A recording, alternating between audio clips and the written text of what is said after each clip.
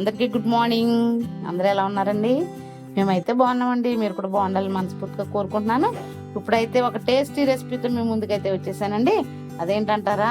ఇదిగోనండి, పచ్చిశనగపప్పు వంకాయ కర్రీ అండి. అది ఎలా అంటారా దాని ప్రాసెస్?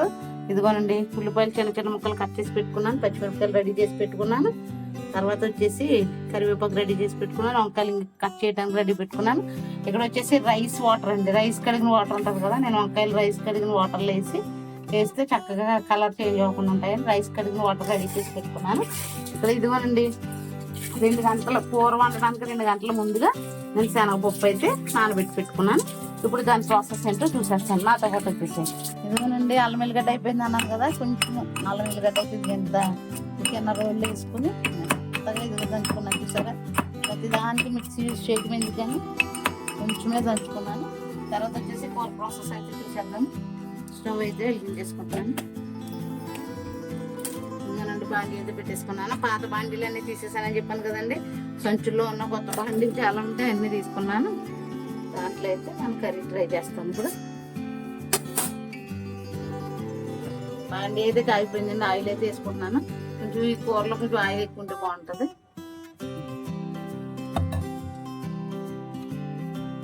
జీలకర్ర అయితే వేసుకుంటున్నాను.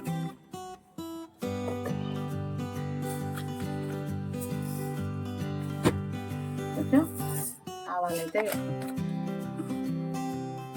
ఇదిగోనండి, జీలకర్ర ఆవాలు వేసాను కదా, చూడండి ఎంత బాగా ఫ్రై అయిపోతున్నాయి.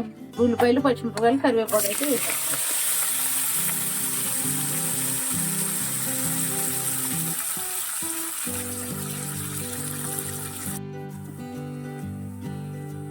రెండు పెద్ద సైజు టమాటాలు అయితే కట్ చేసి పెట్టుకున్నానండి. ఇప్పుడు ఇదిగోనండి, నీట్గా కడిగి పెట్టుకున్న వంకాయలు అయితే అందులో వేసేసుకుంటాను. చూడండి, ఉల్లిపాయలు బాగా ఎగిపోయినాయి కదా.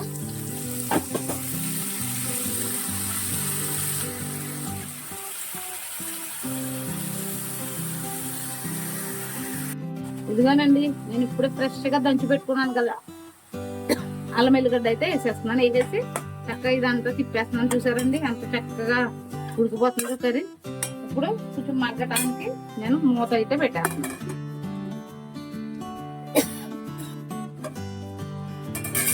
ఇదిగోనండి, అవన్నీ వేసిన తర్వాత అవన్నీ మగ్గుతున్నప్పుడు వంకాయలు వేసేసాను కదా, ఉల్లిపాయ అల్లం ఎల్లిగడ్డ కూడా వేసాను కదా. ఇప్పుడు నేను ముందుగా 2 గంటల ముందుగా నానబెట్టుకున్నాను కదండి, ఈ కర్రీ చేద్దామనగా శనగపప్పు కూడా వేసేసాను. కొంచెం సాల్ట్, రుచికి తగ్గ సాల్ట్ అయితే వేస్తాను. చిటికెడు పసుపు అయితే వేస్తాను. ఇదిగోనండి, శనగపప్పు పసుపు కొంచెం ఉప్పు వేసాను కదా, అవన్నీ బాగా మగ్గిపోవడానికి నేను కాసేపు మూత అయితే పెట్టేస్తున్నాను. ఇదిగోనండి, మన కూర ప్రాసెస్ ఎంతవరకు వచ్చిందో చూద్దాము. బాగా ఉడికిపోతుంది కదా. ఇప్పుడు నేను కట్ చేసి పెట్టుకున్న టమాటాలు అయితే వేసేస్తాను.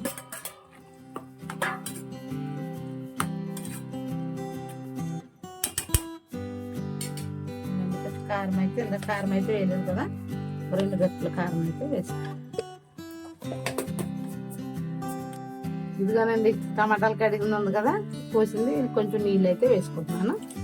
తర్వాత వచ్చేసి మూత అయితే పెట్టేస్తానండి. ఇప్పుడు బాగా మగ్గుతుంది, మూత అయితే పెట్టేస్తాను. ఇదిగోనండి, చిటికెడు గరం మసాలా అయితే వేస్తున్నాను. తర్వాత వచ్చేసి ఇంకా కొత్తిమీర అయితే రెడీ చేసి పెట్టుకున్నాను, కొత్తిమీర అయితే వేస్తున్నాను.